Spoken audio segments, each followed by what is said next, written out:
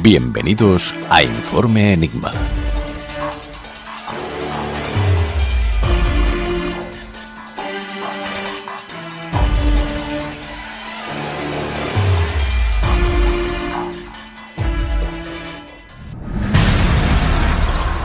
Buenas noches, amantes del misterio, y bienvenidos a nuestro encuentro semanal con lo extraño.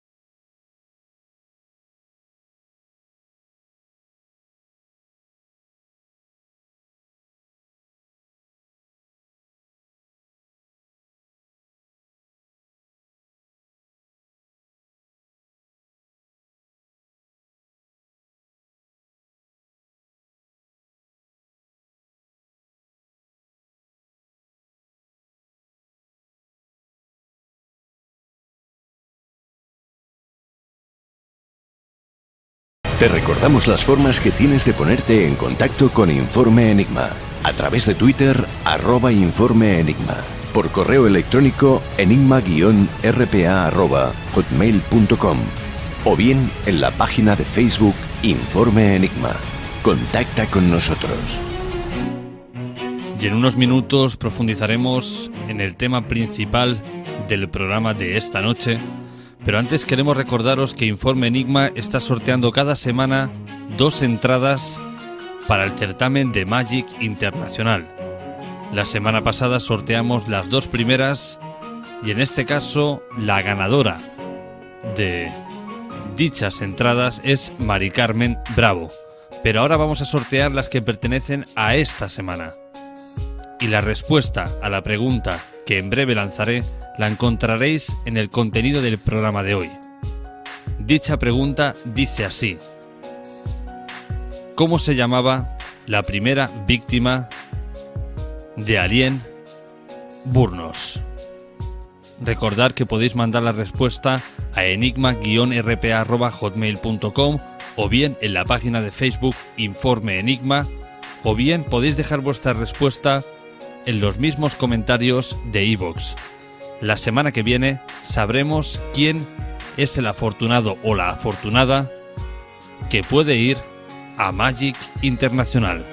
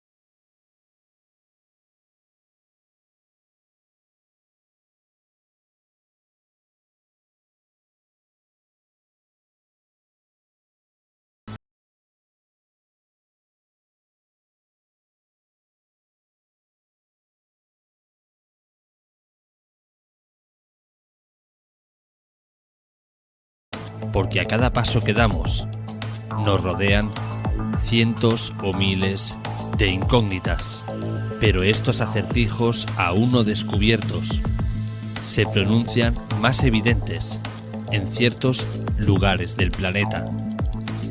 Su sonido es el silencio, su paisaje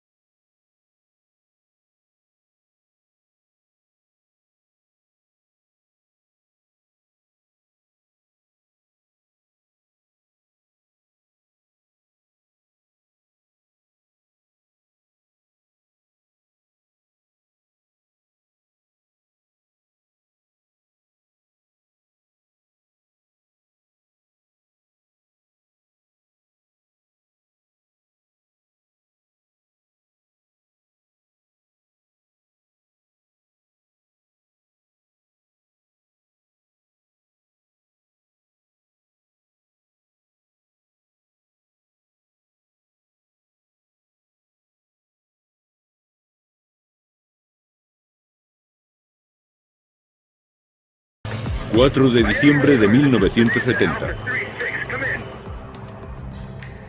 El cielo está en calma. Este pequeño avión se encuentra a unos 110 kilómetros de la costa de Florida. Se dirige al oeste de Palm Beach. De repente, el Beechcraft monomotor se extravía. Queda atrapado en una extraña tormenta a una altura de 12.000 metros. El piloto de 23 años y su pasajero creen que ha llegado su hora. Quizá podrían escapar por delante, pero les queda muy poco tiempo. Un túnel se abre entre las nubes, pero lo que parecía una vía de escape se convierte en una trampa. Aquí es donde vieron el DC-3 por última vez. Cientos de barcos y aviones han desaparecido supuestamente sin dejar rastro. Aquí fue el Star Tiger. En 1950, el SS Sandra fue visto por última vez aquí. El Scorpion en 1968. El vuelo 19 cerca de Miami en 1945. Aquí fue donde se avistó por última vez al USS Cyclops. En 1996, el Intrépido. Todas estas cruces representan un barco o un avión desaparecido, concentrándose en estas áreas de Miami, las Bermudas y en San Juan, Puerto Rico. Informe Enigma.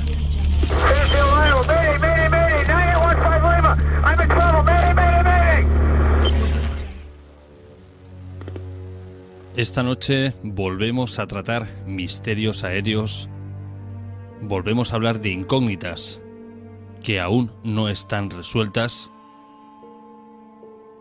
Esta noche visita de nuevo Informe Enigma nuestro compañero Iván Castro. Buenas noches, Iván. Buenas noches, Jorge. Encantado de estar otra noche contigo más, que ya os echaba de menos. ¿Cómo te encuentras, compañero?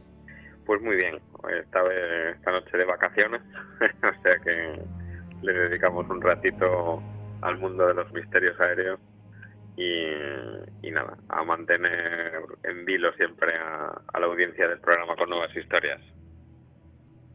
Hemos empezado el programa hablando en la introducción del Triángulo de las Bermudas, porque de esta manera es mucho más fácil ubicar al oyente con los temas que tú vas a hablar ahora.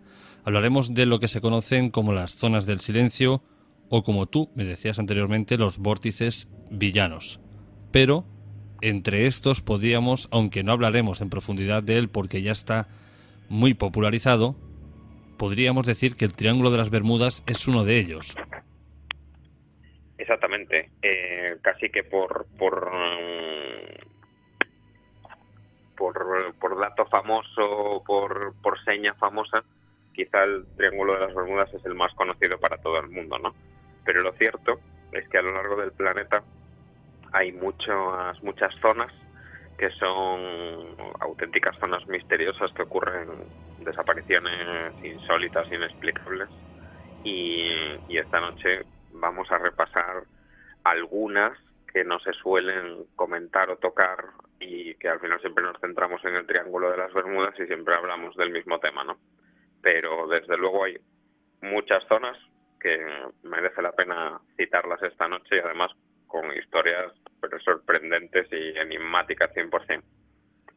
Cuando quieras, Iván, nos ponemos en tus manos y llévanos a esas zonas tan Antes de enigmáticas. empezar con las zonas en concreto, lo que comentábamos antes de los vórtices villanos es, como se le conoce con ese término técnicamente, a esas zonas que estudian pues los expertos, los científicos, los físicos, que son un tipo de zonas a las que se les atribuyen propiedades, digamos que paranormales, y están distribuidas a lo largo del planeta, tanto pues latitudes sur como latitudes al sur o al norte del Ecuador, y además son zonas bastante conflictivas y tienen unas anomalías físicas muy, muy peculiares y donde suceden unos fenómenos que totalmente son inexplicados, no tienen solución a día de hoy, muchos casos sobre todo.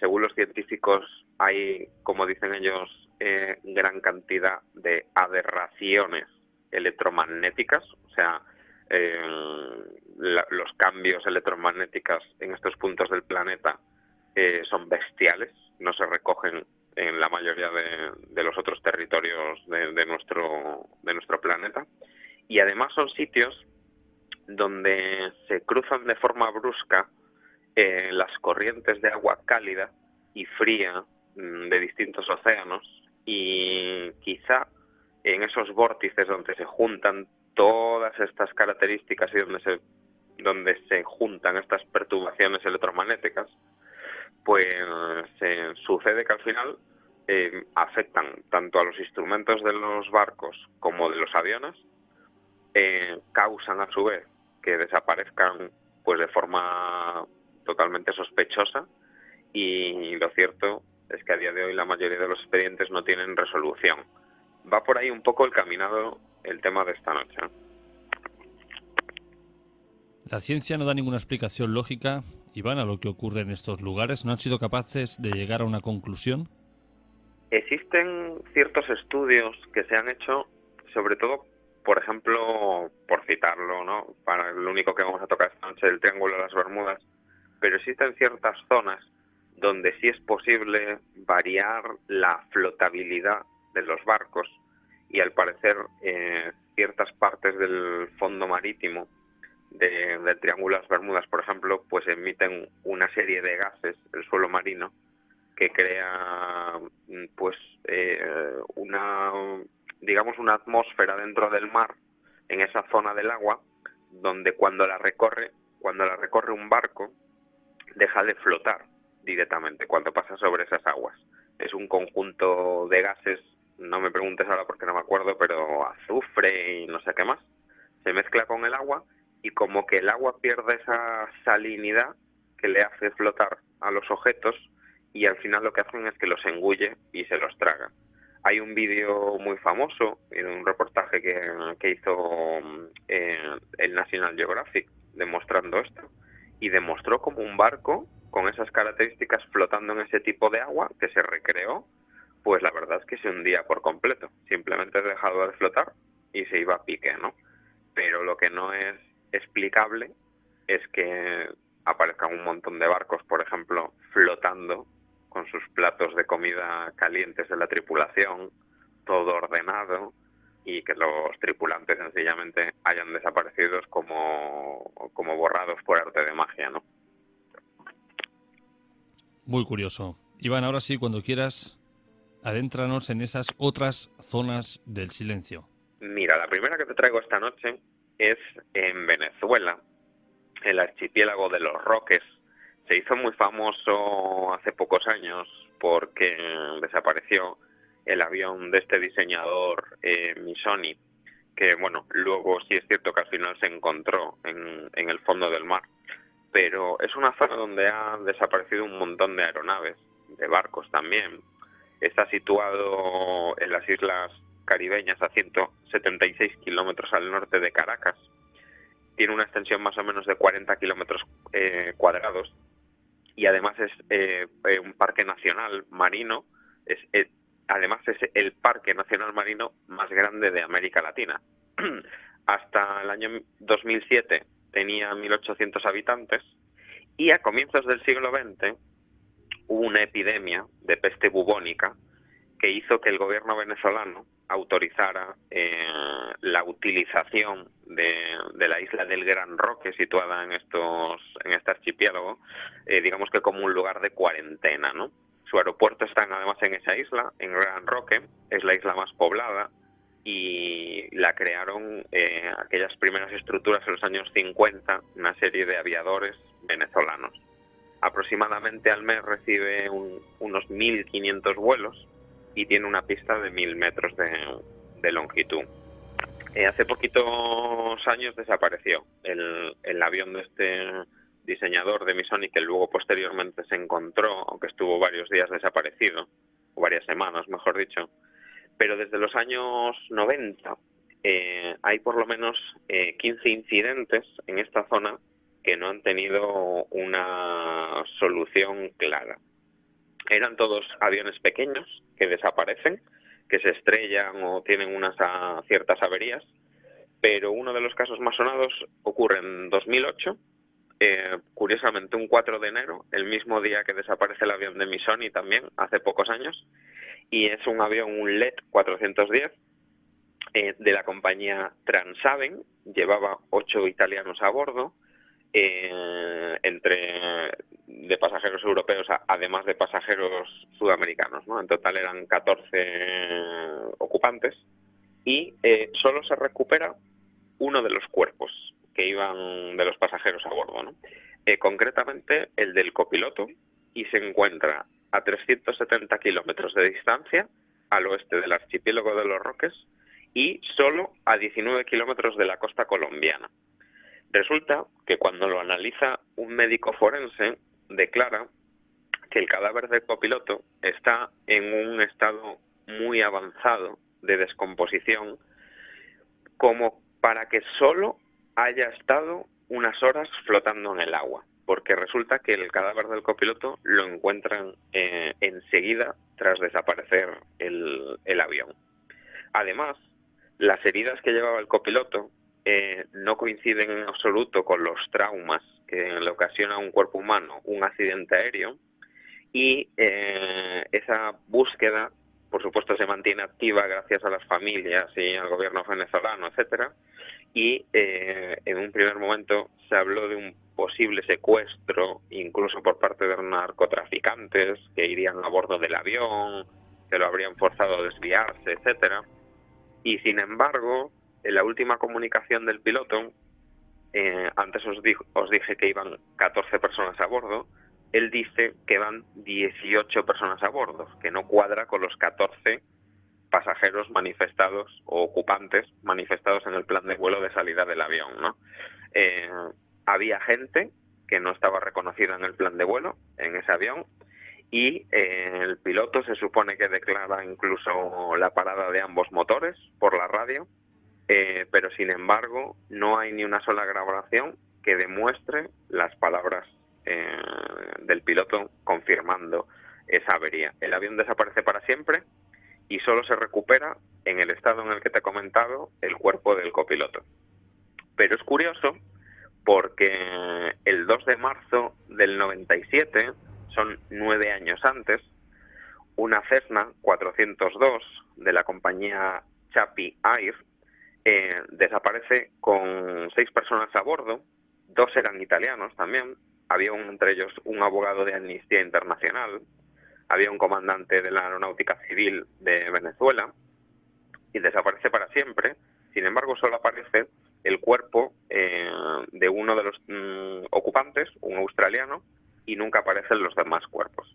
El piloto se llamaba Efraín Rodríguez y era, curiosamente, el padre de los actuales dueños de la compañía Transaven, que es el caso anterior que os he comentado, donde aparece el cuerpo del copiloto, ¿no?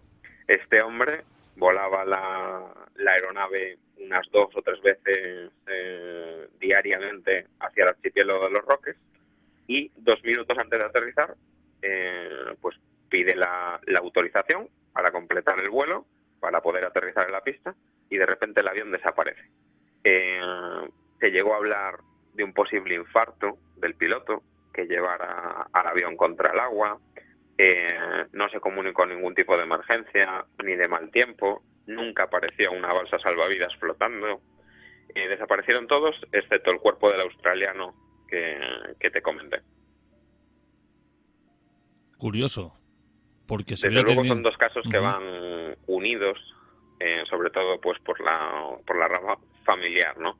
De los dueños de esta compañía de Transaven, de su padre, que desaparece 9 años antes en las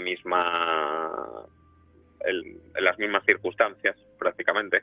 Y en los Roques hay un montón de casos todavía no resueltos. Hay un avión desaparecido en el año 2004, un 12 de febrero, que nunca más apareció. Hay otros accidentes que al final sí han aparecido en el 97 y en el 2003, aviones que se han caído al agua, pero sí han aparecido. Hay algún otro en el 2009, que nunca llegó a aparecer. Hay una serie de accidentes y de emergencias, etcétera, que son un poco inexplicables, ¿no? Entonces es un poco lo que caracteriza esta zona. Lo más importante, el dato que te he comentado, en el primer accidente del 2008, que ese cuerpo del copiloto llevara esos signos como de haber estado incluso semanas o meses flotando en el agua y realmente solo llevaba desaparecido unas cuantas horas. Como si hubiera cruzado una puerta dimensional, por ejemplo. Por ejemplo. Me llama la atención también lo que has dicho de estos 2 aviones de esa compañía. Eso, más que tener algo de extraño en el sentido de la naturaleza, lo que fuera, también tiene pinta de conspiración. Bueno, yo creo mucho también en las casualidades. Entonces, seguramente que la casualidad unió a la misma empresa en 2 sucesos distintos, ¿no? Bueno. Pero bueno, conspiración, más que conspiración, lo veo como un poco enigma a la hora de desaparecer y no tener una causa posible, ¿no? La verdad es que hay muchos sucesos, al igual que en el Triángulo de las Bermudas, que son pues desapariciones completamente inexplicables, ¿no? Tenemos otra zona que se llama el Triángulo de Michigan y está en la zona de los Grandes Lagos, en Norteamérica. Y la verdad es que es catalogado como un sitio de alto peligro y sobre todo porque tiene unas estadísticas de desapariciones bastante escalofriantes.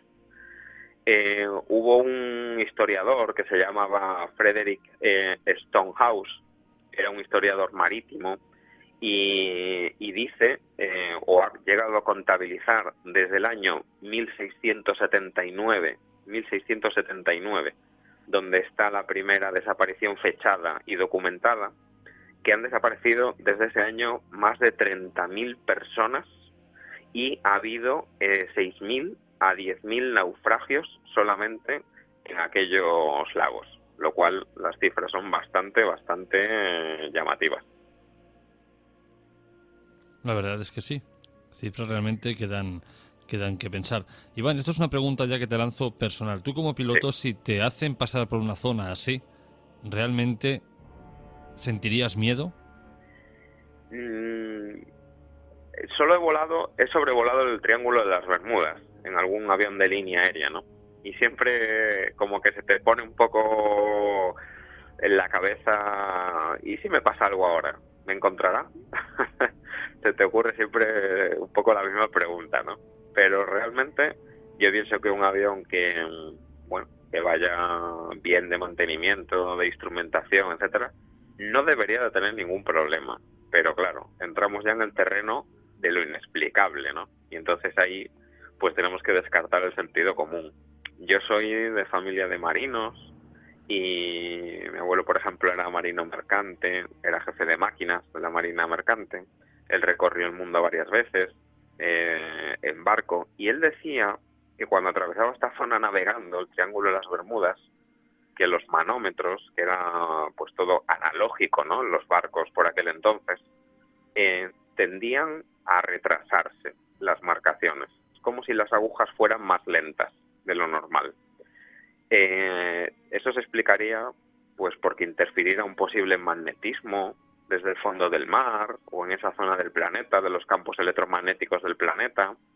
Hay que recordar también que los campos electromagnéticos de la Tierra están variando. O sea, dentro de cientos de años, el polo norte será el polo sur y el polo sur será el polo norte. Se están invirtiendo poco a poco en el planeta Tierra, lo cual es curioso y quizá pues podría contribuir a este tipo de casos en estas zonas, ¿no?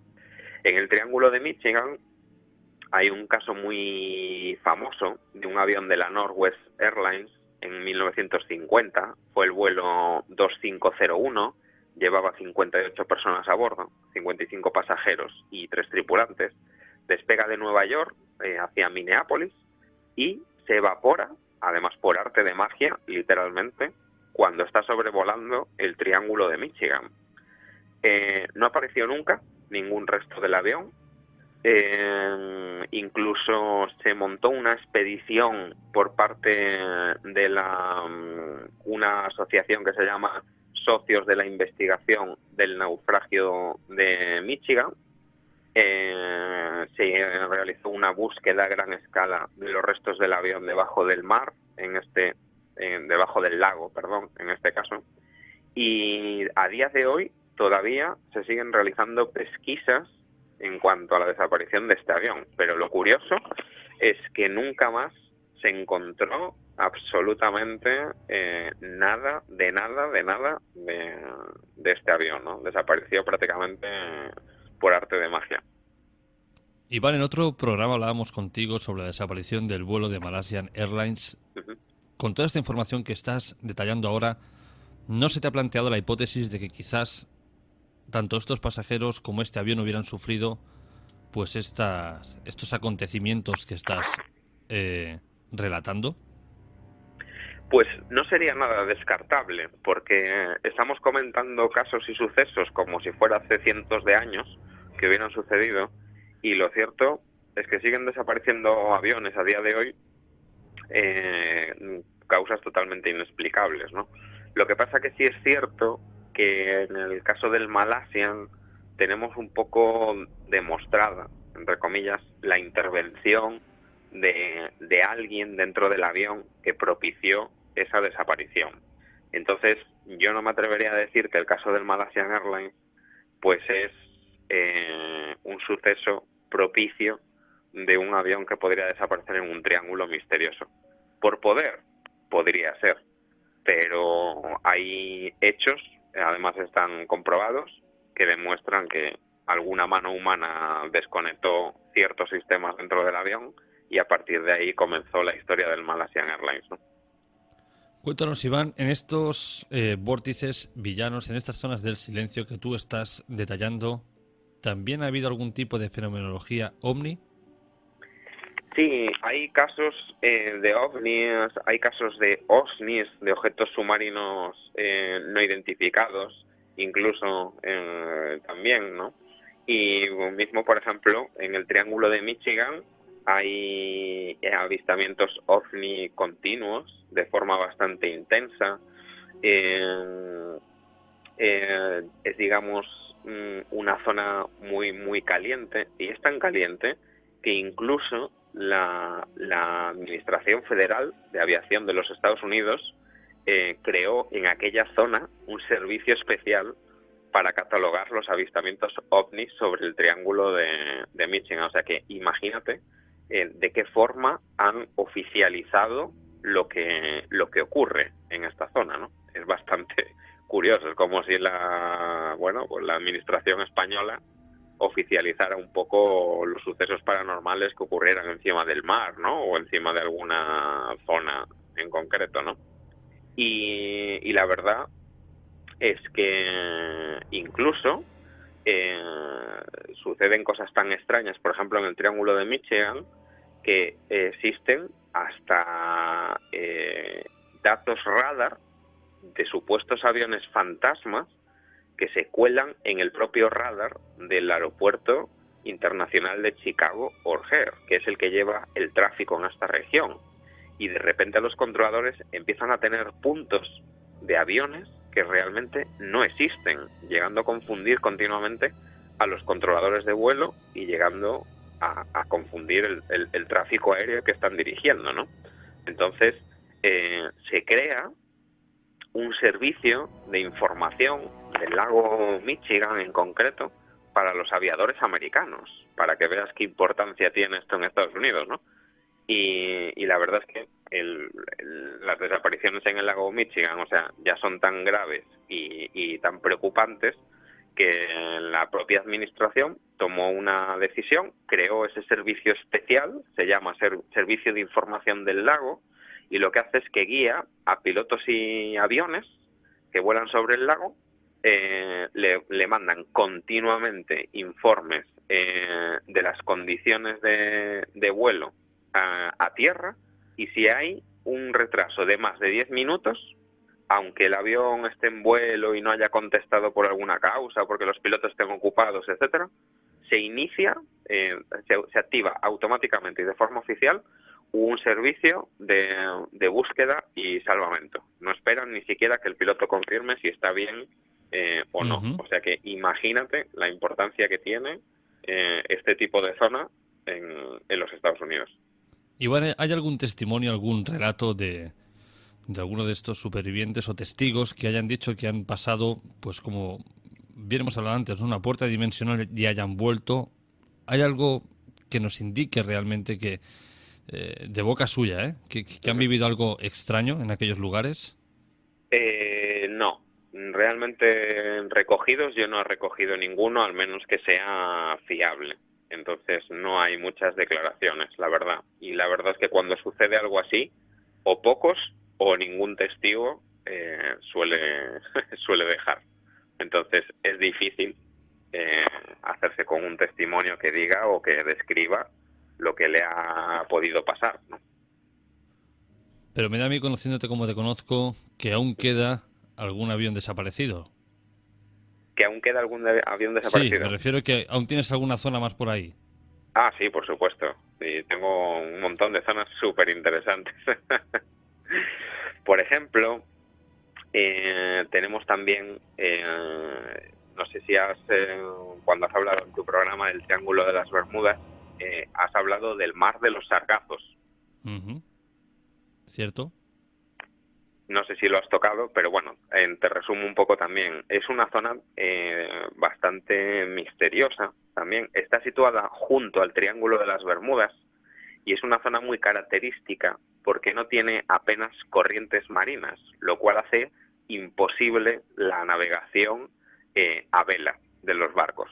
Va desde el Océano Atlántico hasta las aguas más frías del Océano Atlántico, y el agua del Mar de los Sargazos además es tibia y tiene precisamente un alto nivel de sargazo, que es lo que le da el nombre. El sargazo es una alga marina muy densa que está flotando en el mar, y es precisamente lo que caracteriza esta zona, ¿no? Entonces vuelve esa zona un poco impracticable a la hora de navegar a un barco, ¿no? Sobre todo si va a vela también.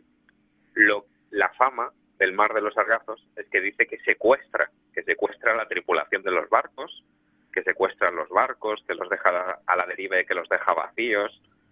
Y por ejemplo, hay un caso muy famoso en 1840, que era un barco que se llamaba el Rosalí.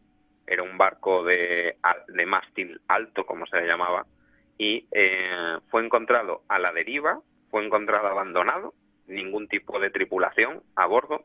Los 38 marineros desaparecieron sin dejar rastro, y incluso es una zona del planeta de la que Julio Verne le gustaba hablar en sus libros también. Ya el mismo Julio Verne tenía información del Mar de los Sargazos. Los científicos dicen que es como un mar dentro de otro mar, ¿no? y sobre todo pues por la falta de corrientes y esas características que antes te contaba. Tiene una temperatura muy característica también y sobre todo la tranquilidad de las aguas. Es demasiado llamativa. Cuando un barco de vela entra dentro del mar de los Sargazos, prácticamente se detiene por completo. Pero es muy curioso lo que has dicho, o sea, este mar secuestra gente. Sí, la fama que tiene es que secuestra a las tripulaciones de los barcos, devuelve los barcos, pero no devuelve las tripulaciones. Muy curioso, la verdad es que eso es muy, muy curioso.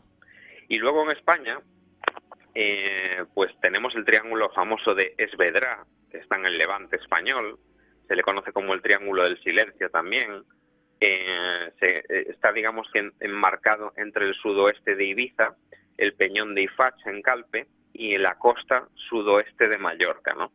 El centro del expediente X de esta zona, o del enigma de esta zona, es un famoso islote que se llama Esvedra, que es el que le da el nombre al triángulo misterioso. Mide 385 metros de alto, tiene unas 60 hectáreas de extensión. Dicen, bueno, está comprobado, ¿no?, que hay galerías, hay cuevas conectadas con el agua profunda del mar, desde el propio peñón, y es una zona de desaparición de muchos barcos, por ejemplo. Dicen que tiene incluso los expertos, no me sale la palabra ahora, los sensitivos, que tiene una energía muy similar a la de las pirámides de Egipto, de Keops, Kefren y Miquerinos. Dicen que han sentido lo mismo allí que en la isla de Pascua, por ejemplo. Y hay muchas leyendas sobre esta zona, ¿no? De hecho, dicen que se oyen rugidos que salen del mar, se oyen ruidos metálicos muchas veces también de algún objeto artificial, pero sin embargo no se detecta o no se sabe dónde proviene. Y resulta curioso porque se empieza a conocer el misterio de esta zona desde el siglo XVIII, cuando a ella destierran a un misionero que es el fundador del monasterio de las Carmelitas Misioneras, Francisco Palau. Y este hombre, pues que estaba rezando y orando allí continuamente, comienza a ser un poco, según dicen los escritos y las leyendas, testigo de una especie de seres celestiales, de damas de luz que se le aparecían allí.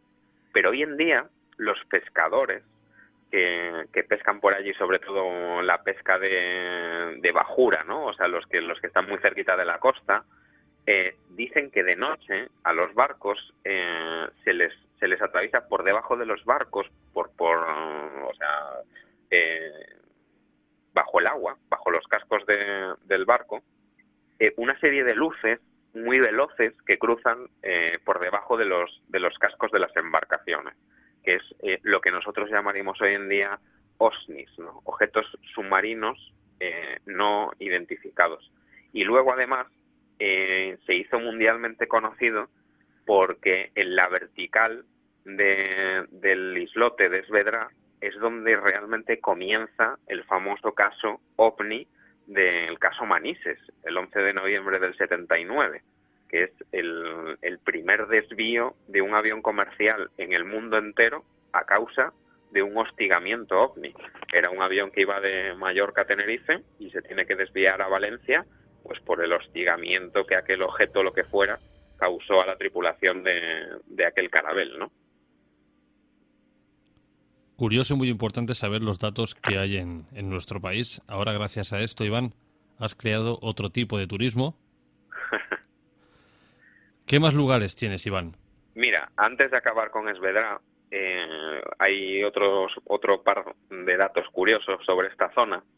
Por ejemplo, en esta zona, una de las pruebas más representativas que se hizo para saber pues qué ocurría o qué pasaba es que se soltó un grupo de 1000 palomas. Las palomas es muy difícil que se pierdan, tienen pues un sentido de la orientación muy bueno y prácticamente llevan un GPS natural en su pico, ¿no? Fue una desorientación masiva de un grupo de más de 1000 palomas.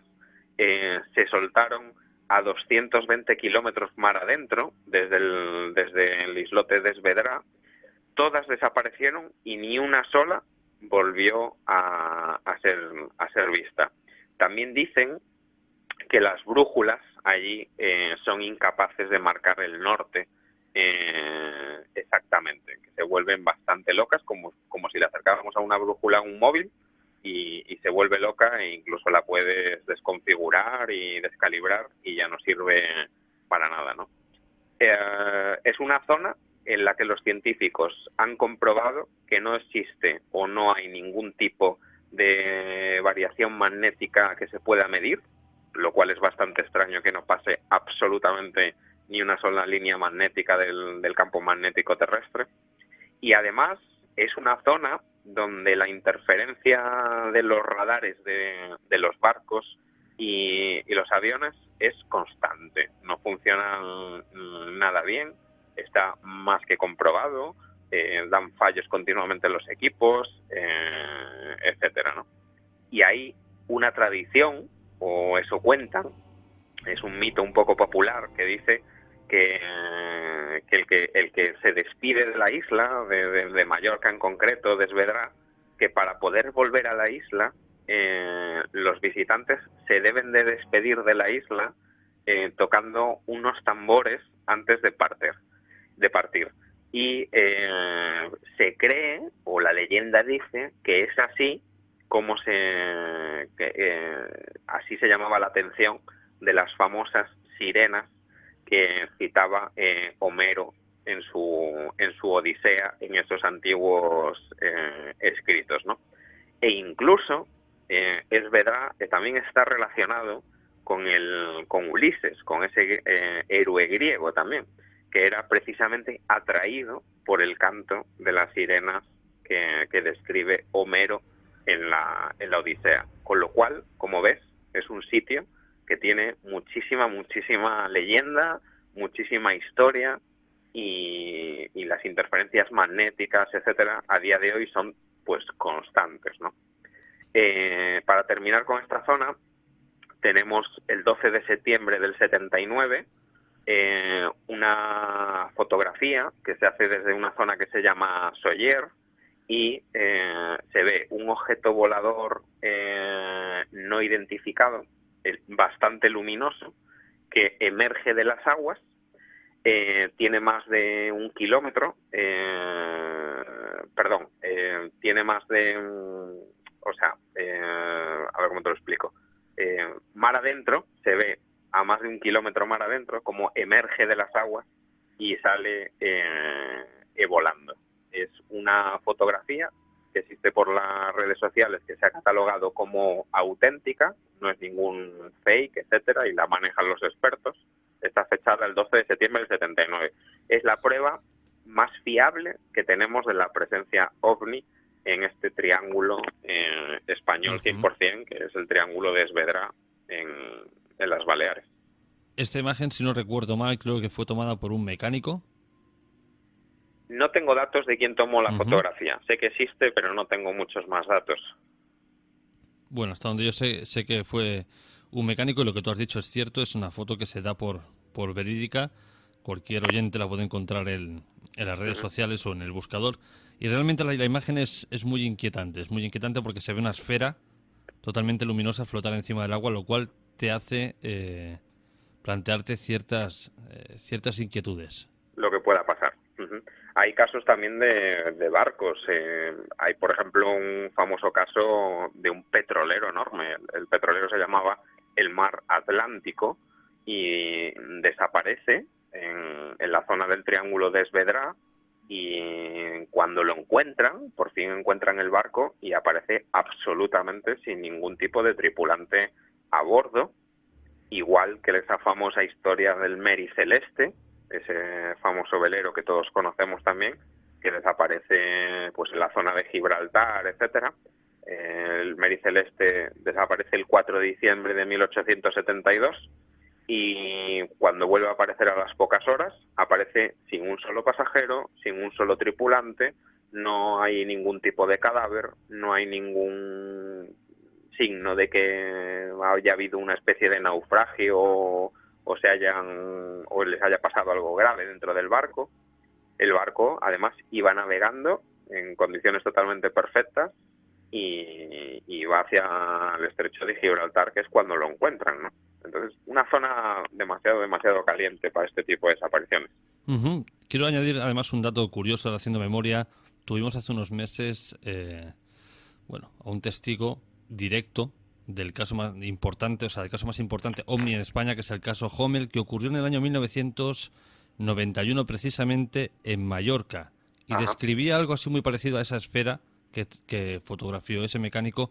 Lo que no sabría ubicar si está en el triángulo que tú estás mencionando, pero tampoco lo descartaría. Porque hay otro triángulo que pertenece a las Baleares, también se conoce como el Triángulo del Diablo, está en el mar Mediterráneo. Digamos que estaría situado entre Sicilia, entre Menorca y Mallorca y Argelia, y hay una serie de desapariciones, sobre todo marinas, incluso un grupo de submarinos. De hecho, desaparecen 3 submarinos franceses en años seguidos. Desaparece el submarino francés Sigil en el año 1952. Luego, en 1968, otro submarino francés, el Minerve, desaparece. Y luego, en 1970, el Euris, que es otro submarino francés, también desaparece en esta zona. O sea, en 15 años prácticamente, entre 15 y 20 años, desaparecen 3 submarinos franceses de forma consecutiva en el mismo área, ¿no? Y también desaparece aquí un submarino israelí que se llamaba el Dakar, venía procedente de Creta, Chipre, etcétera, y también desaparece en esta zona. Se conoce como el Triángulo del Diablo o Triángulo de las Baleares. Un lugar en el que hay que, nunca mejor dicho, ir con mucho cuidado si se navega o se vuela, porque no es la primera noticia que tenemos en nuestras costas de que algo realmente extraño ocurre. Y aunque sea algo extraño y no tengamos explicación, tampoco quiere decir que sean extraterrestres. Quizás es que la ciencia a día de hoy no ha llegado a una conclusión, pero quizás lo que hoy no sabemos, en unos días, en unos meses o años, podamos dar algún tipo de explicación lógica. Exactamente. La verdad es que a día de hoy seguimos sin resolver una serie de misterios y desapariciones. No tenemos ninguna causa, o sea, no tenemos ninguna razón de sentido común para que desaparezcan naves y aeronaves de esta manera. Y es, mega sospechoso la forma en la que desaparecen.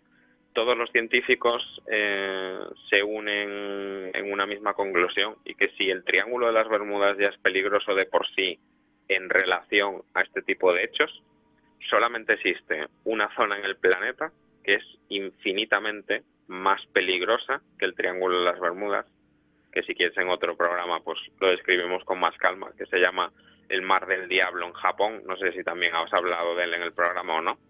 Pero no. Desde luego está lleno de desapariciones y de hechos absolutamente extraños. No he hablado de él, pero sin duda ya el nombre se las trae, el Mar del Diablo. Se le conoce exactamente como el Mar del Diablo o el Triángulo del Dragón. Es una zona está pues en el Pacífico, y va desde el oeste de Japón hasta el norte de Tokio aproximadamente, y vuelve por el este, cubre las islas lo tengo por aquí apuntado, Ogasawara y la isla de Guam, y vuelve a subir otra vez hacia Japón, triangulando esa zona, de la misma forma que se dibuja al final pues un triángulo en las Bermudas, ¿no? Iván, para ir terminando, ¿sabemos cuándo ha sido la última desaparición de un navío o un avión en alguna de estas zonas? Pues la verdad es que casos de aviones últimamente que hayan desaparecido y no hayan vuelto a aparecer, casi a nivel mundial, seguiríamos hablando del Malaysian. Como te dije antes, no lo relaciono con este tipo de zonas, pero no tengo un dato concreto del último avión que haya desaparecido y no se haya encontrado.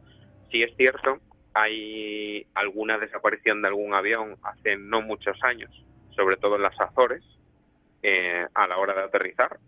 Lo que digo siempre, a la hora de aterrizar a ojos del controlador, el avión desaparece para siempre y no se encuentra en el mar nunca más, ni un solo resto, ni manchas de combustible, ni cadáveres, ni cosas flotando, lo cual es sumamente extraño. Y sobre todo cuando lo está viendo el controlador y lo ve y de repente no lo ve.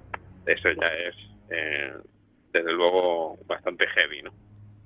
¿Tiene para ti alguna explicación el hecho de que en estos años no hayan habido casi desapariciones? ¿Tiene algo que ver la nueva tecnología? ¿Algo que pueda dar una pequeña explicación? Sí, yo creo que sí. La actualización de la tecnología, la mejora, la modernidad, todo ese tipo de cosas ayuda sobre todo a no despistarse, a no perder la orientación. Si encima añadimos a que pues volábamos o navegábamos de una forma muy austera hace muchos años y pues cogido un poco con alfileres, nos metíamos en una zona de estas que suelen tener incluso, son características de tener mal clima, muchas tormentas, nieblas, etcétera, pues yo creo que también propiciaba mucho a que muchas aeronaves y muchos barcos desaparecieran para siempre. Y bueno, ahora sí, ya lo último, ¿crees tú, a título personal, que de todas las desapariciones que hay a día de hoy en estas zonas que nos has relatado, crees que se debe a hechos sobrenaturales o, la mayoría, a errores humanos? Habrá un alto porcentaje que serán errores humanos, pero siempre te diré que mientras haya un solo caso inexplicable, que no esté probado científicamente, que no tenga ningún tipo de sentido común la desaparición, que no haya ninguna prueba y sobre todo que no aparezca absolutamente nunca nada, ningún resto, ni indicio, ni pista. Hoy tenemos un día hasta robots submarinos que escudriñan centímetro a centímetro el fondo del suelo marino. Seguiré pensando que algo raro existe en este tipo de zonas y que algo raro pasa. Eso es evidente, ¿no? Y sobre todo encontrar barcos flotando y no encontrar a sus tripulantes en el interior con todo bien puesto, con la comida caliente, etcétera, no tiene ningún tipo de sentido. Os recuerdo que creo que era de Málaga, me parece, o de Andalucía, un marino que estaba recorriendo el mundo en solitario, dando la vuelta al mundo en su velero y desapareció en las costas africanas. Era un español y nunca más se supo de él. Apareció el barco flotando, él no apareció, y la última comunicación que hace él es que está viendo unos seres que están subiendo del agua y están subiendo por el casco del barco y que van a por él y desaparece, y es lo último que se sabe de él.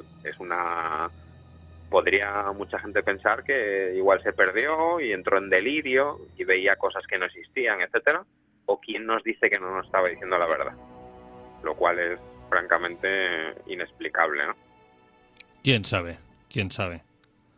Iván, como siempre, un enorme placer que hayas pasado por Informe Enigma para hablarnos de estos, hoy, misterios aéreos y misterios náuticos también. Pues el placer es mío, Jorge. Espero traerte más historias dentro de poquito y nada, pues seguimos trabajando en ello para traerte unos misterios más escalofriantes. Un abrazo, compañero, y buenas noches. Un abrazo, Jorge. Muchas gracias. Un abrazo.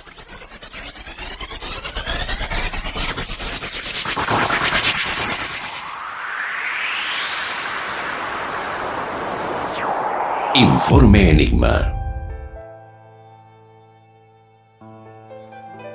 Va llegando el mes de diciembre y con él ese olor especial a festividad, Navidad e ilusión, sobre todo por los más pequeños de la casa.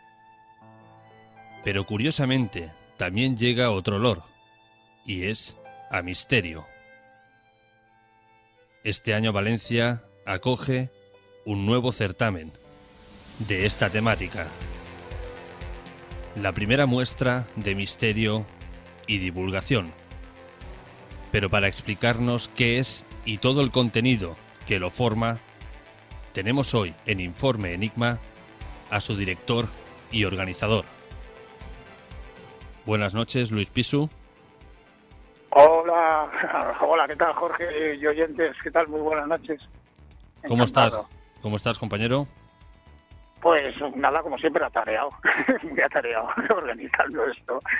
Y como es tan denso que dura tanto, pues la verdad es que contiene un montón de concentración.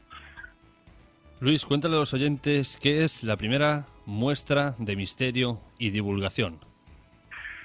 Bueno, pues en pocas palabras te podría decir que era más que un sueño, un intento de aunar formas de pensar, de aunar esfuerzos que hacen un sector de la población que es aficionada al tema del misterio y sobre todo a los divulgadores y profesionales que dan y distribuyen las noticias. Entonces pensé que era importante, después de casi una década, ¿no?, de auge de estos medios de comunicación, de los misterios de este universo, pues pensé que era bueno juntarlos a todos como una especie de foro y ofrecer una serie de ponencias que trajera al público exterior a estas aficiones y poder pues catapultar un poco lo que es el misterio en general, ¿no?, esta afición que tenemos nosotros por lo desconocido, en un congreso pues denso y de muchas horas, pero con una variedad muy grande de opciones y de muestras de todos los pensamientos y de todas las tendencias que hay dentro de este fabuloso mundillo. ¿El objetivo del Congreso es dar a conocer, como siempre, misterios o va un poco más allá? Yo creo que va un poco más allá, Jorge. Yo creo que se ha planteado ya el tema de que la era que estamos con tanta velocidad de datos a la cual se nos inunda continuamente y diariamente, creo que era muy necesario el ofrecer cara al exterior, también a los medios de comunicación exteriores y al público en general, una muestra de los diversos tipos de opinión, pero centralizados sobre todo más en el tema de la conspiración, ¿no? Vivimos en un mundo un poco manejado, o muy manejado quizás, ¿no? Y según confirman muchas de estas teorías, resulta que nos adentramos ante una realidad que no es tal, ¿no? Muy parecido a lo de la película de Matrix. Entonces, el mismo cartel y el mismo logo del Congreso dejó caer un tinte, ¿no? En el fondo de las letras hay la imagen clásica de Matrix, de los numeritos y las letras cayendo en verde en una pantalla, y eso significa que estamos conviviendo en un mundo que creemos que es real por medio de los medios de comunicación y un mundo oculto a los ojos del espectador, pero que está ahí flotando en la mente de muchos, y esas conspiraciones, esas mentiras, ese aire atufo que nos envuelve, es necesario mostrarlo al público y que cada uno tome su opinión. No solo van a haber ponencias, no solo van a ver stands, no solo van a ver programas en directo, sino que además se va a dar una circunstancia muy curiosa, que es una especie de debate, si no me equivoco, para centrarnos en qué pasa con el misterio actualmente. Sí, Jorge, correcto. Es una parte muy importante de este congreso, creo que jamás se ha realizado, ¿no? Que sería en directo, ¿no? Que sería el sentarnos en una mesa, pues diversos representantes de los medios de divulgación más conocidos, ¿no? Como pues podcast, youtubers, prensa escrita, emisoras de radio, asociaciones culturales y privadas que hay en España, y es una muestra, una representación en una mesa en la cual lo que vamos a plantear son las quejas, el cómo perfilar esa información que nos lleva distorsionada diariamente por medio de las redes sociales y de las web a nuestros oídos, y cómo filtrarla y cómo divulgar, y entonces pues una especie de foro amigable, de pacto, para hacer un pequeño pacto entre comunicadores y que todo el mundo pueda acceder también a una información del punto de vista desde cómo se ve desde los medios, ¿no? Desde el que fabrica una radio en su casa o un podcast hasta el que tiene un canal de YouTube con millones de suscripciones, ¿no? Entonces ese abanico de posibilidades es tan amplio y es tan, digamos, formalmente poco establecido, una norma de ética de comunicación, que era preciso que nos sentáramos todos a representarnos como divulgadores del misterio. Bueno, en el caso mío, yo soy más conocido por el proyecto de Café Omnivalencia, que sabes que llevamos 4 años divulgando diversos misterios, pero de una forma gratuita, dentro de un bar, en una cena amigable los jueves. y bueno, está resultando de mucho éxito. La gente quiere conocer, la gente se quiere reunir y es preciso que los divulgadores mantengan una regla de oro, ¿no?, que es la honestidad. Cuéntale a los oyentes, Luis, ¿qué ponentes irán a la primera muestra de Misterio y Divulgación? ¡Wow! Me pillas sin el papel de gato porque es tan larga. Bueno, para comenzar, tenemos a Fermín Mayorga, en la primera ponencia de la mañana. Una vez abramos paso a la presentación del Congreso, Fermín Mayorga se encarga de hacernos una ponencia sobre el grial viviente, sobre un libro que acaba de escribir. Creo que es una ponencia importante, además.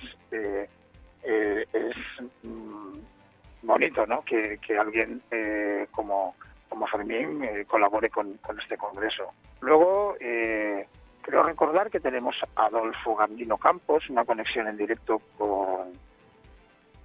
con Argentina. En este caso, Adolfo Gandín, aparte de ser amigo personal, es uno de los directores de la Unión de Investigadores de Fenómenos Aéreos, que tiene además sucursales en varias partes del mundo. Es uno de los generadores de los primeros cafés ufológicos en Argentina, y creo que es un hombre que aparte de haber trabajado en la NASA, tiene ahora mismo un proyecto que es el libro de Nosotros los extraterrestres, y una visión muy muy importante por parte de él del fenómeno OVNI.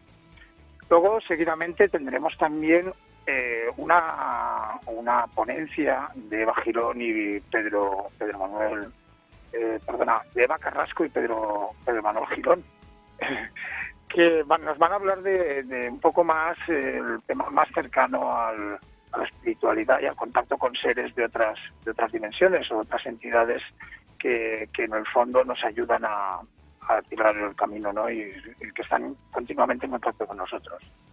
Tenemos una conexión también muy importante con Argentina otra vez, en directo, con el representante de un movimiento muy importante en todo el planeta, que se llama ahora el nuevo movimiento, creo yo, mal denominado Tierra Plana. Se llama Iro Landucci, es el creador de un canal que se llama Nur para Todos, que sería la traducción de Luz para Todos, en el cual se argumentan con pruebas científicas y con pruebas que la gente privada está haciendo y demostrando por medio de matemáticas, óptica, geometría, fotografía, etcétera, que la Tierra o es más grande o no es exactamente la esfera que nos dicen que es. ¿Me escuchas? Sí, sí.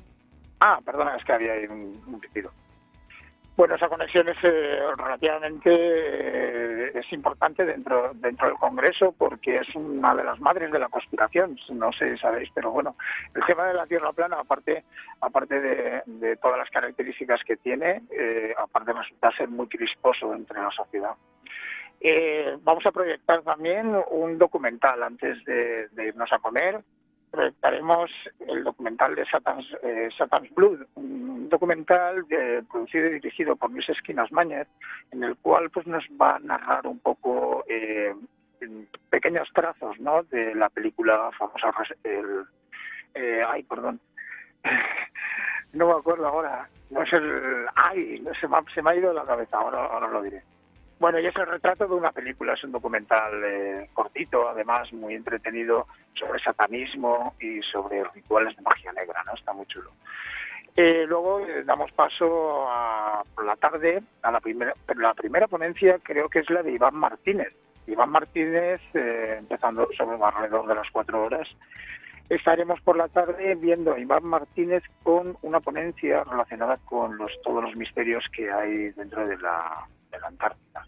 La Antártida, sabéis que es un continente prácticamente prohibido, ¿no?, de muy difícil acceso o prácticamente imposible, de imágenes pixeladas por el Google Earth, de imágenes dudosas por si son reales o no de la NASA desde satélites artificiales, etcétera.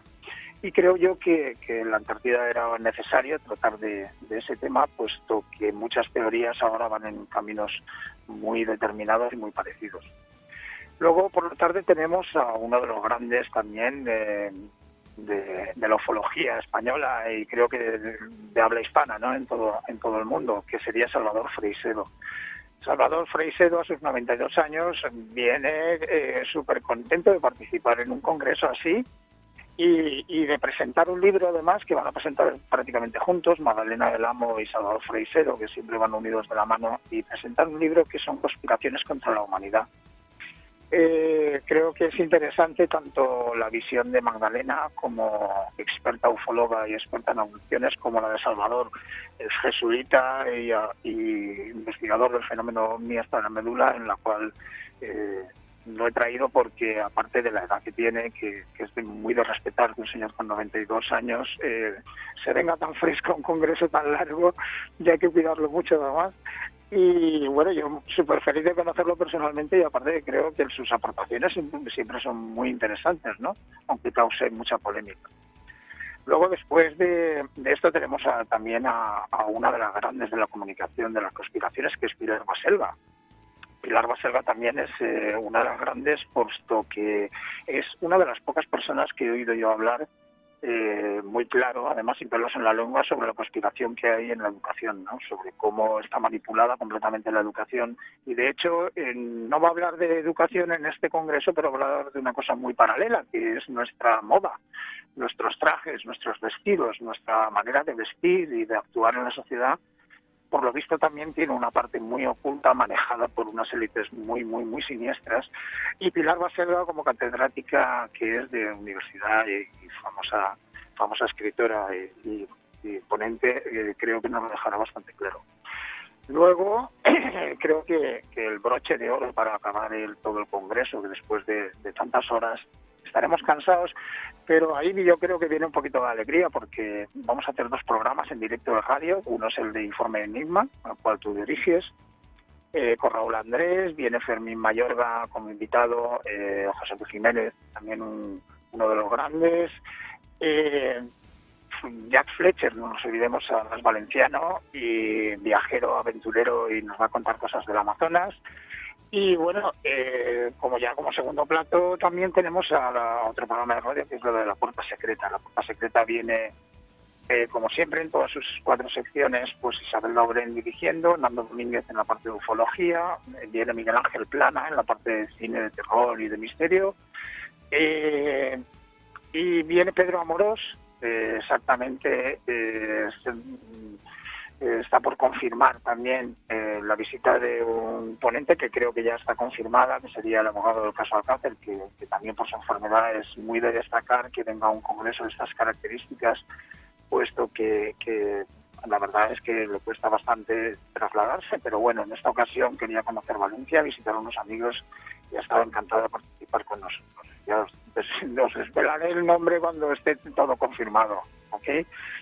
Y bueno, ese es el final, aderezado todo eso, Raúl, Jorge, con actividades que hay de tiendas, de puestecitos de artesanía, de ropa, de amuletos, de libros de segunda mano, de cosas hechas por la gente, en fin, va a estar súper entretenido. Sé que es largo, sé que es denso, Jorge, pero bueno, también la entrada es para un buen fin, que es la ayuda de una asociación benéfica que se llama Gatitos Chivanicas, de aquí de Valencia, de una localidad muy cerquita que se llama Chiva. Y bueno, ayudan a que los animalitos que hay abandonados en la calle, que tienen, pues que son muy chiquitines, que tienen peligro de que los atropellen, los gatitos que están enfermos, etcétera, pues se les da un hogar y se les busca un posible dueño. Esa es la finalidad del congreso. Sé que es muy largo, es muy denso, pero yo quería hacer algo así, muy parecido a lo que se organiza aquí en Valencia, con jornadas tipo Cificom, ¿no? Que son jornadas relacionadas con la ciencia ficción, en las cuales se realizan un montón de actividades, están un montón de horas, tienen muchísima afluencia, vienen miles de personas. Y bueno, yo quería hacer algo relacionado así con el misterio, ¿no? Como si fuera una pequeña feria, pero un poquito más serio, ¿no? Eso es más o menos el cartel.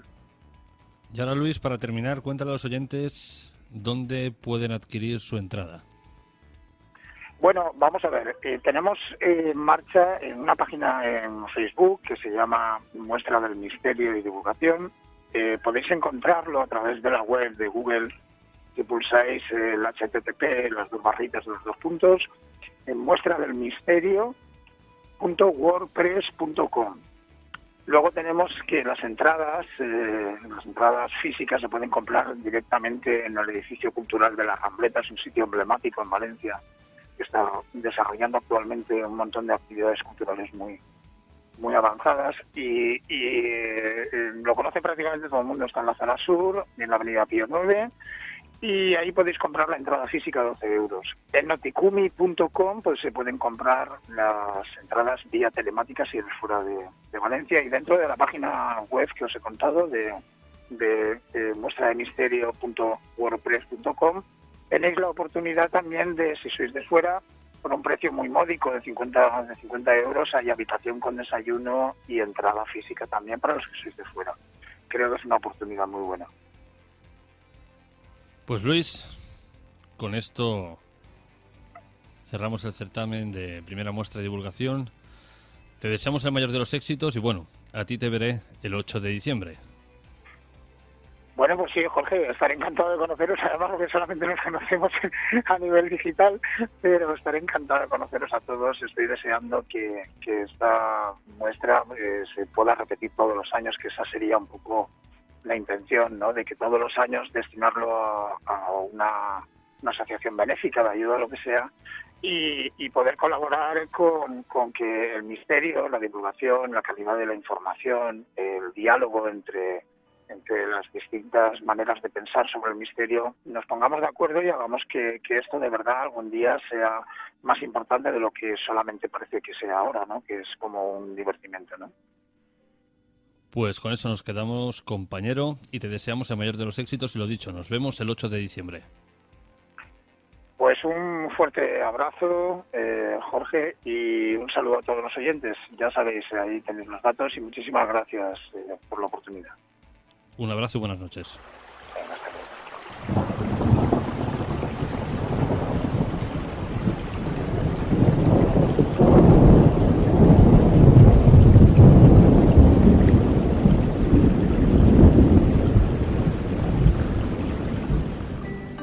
Cuando alguien comete ciertos actos atroces que para muchos no encajan dentro de lo racional, intentamos dar una explicación lógica, quizás para sentirnos más seguros, porque si conocemos el origen, podremos saber cómo prevenirlo. Pero a veces se nos escapa una incógnita muy importante de esta ecuación, y es que sencillamente hay personas que son malvadas, capaces de acabar con la vida de otro ser humano sin la más mínima empatía. La palabra asesino o asesino serial, aún a día de hoy, es un adjetivo que se atribuye al género masculino, pero de nuevo estamos en un grandísimo error. En 1990 empezaba una sangría que tuvo aterrorizado a Estados Unidos durante 10 meses, hasta 1991. Su autora fue conocida como la asesina de la autopista, la mujer araña, la doncella de la muerte o el monstruo. Y su legado fueron 7 asesinatos en primer grado.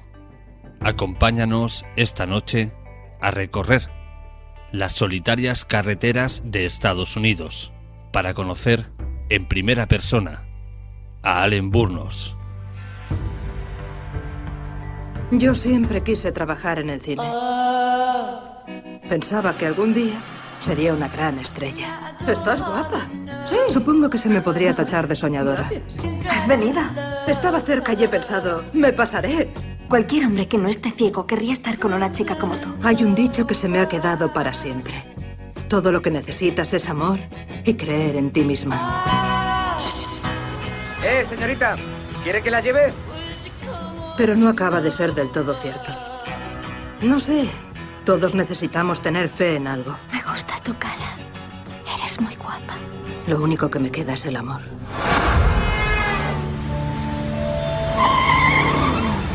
¿Qué hacemos ahora? Lo que sea. 2 más. Mi chica está esperando. ¿Qué te parece? Tú lo eres toda para mí. La vida es curiosa. Chicas. Pero también extraña. Muchas veces las cosas no son como pensabas. ¿Sabes qué he querido ser siempre? Presidente de Estados Unidos. ¿Estás bien? Siempre lo más inofensivo es lo que más daño me ha hecho en la vida. ¿A dónde vas? Tendrá que apagar el cigarrillo. Démelo. ¡Usted no me conoce! Es algo tan horrible que no puedes ni imaginártelo. Y mucho más fácil de lo que piensas. No me digas que nunca has visto un muerto. ¡No! ¡De veras! Sé lo que hago y tú nunca vas a entenderlo. Tienes que confiar en mí. En realidad no lo sabes hasta que eres tú la que está allí. ¿Cuántos tratos sucios habrás hecho? Antes hay que llegar a un acuerdo. Dime, ¿has matado a ese hombre? ¿Tú qué crees? No puedes ir matando gente. ¿Quién lo dice? Las personas se matan unas a otras todos los días. Piensa que ninguna de esas personas sabía quién iba a ser yo. Pero algún día todos se darán cuenta.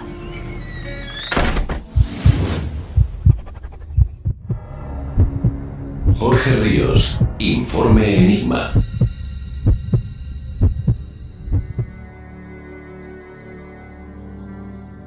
Estamos acostumbrados a asociar crimen con hombres, y menos aún la violencia con lo femenino. Pero hoy traemos un claro ejemplo de lo equivocados que una vez más estábamos. Buenas noches, Pilar. Muy buenas noches, compañero, y muy buenas noches a todos los amigos que nos están escuchando. ¿Cómo te encuentras? Bien, todo lo que se habla en radio para Informe Enigma, ¿cómo me voy a encontrar? Pues fantásticamente bien. Hoy nos traes un capítulo que demuestra que no todos los asesinos en serie, que no toda la maldad recae siempre sobre el lado masculino. Obviamente. Aquí tenemos también una serial killer muy truculenta, lúgubre, oscura, con unos antecedentes, la verdad, que tampoco son muy maravillosos.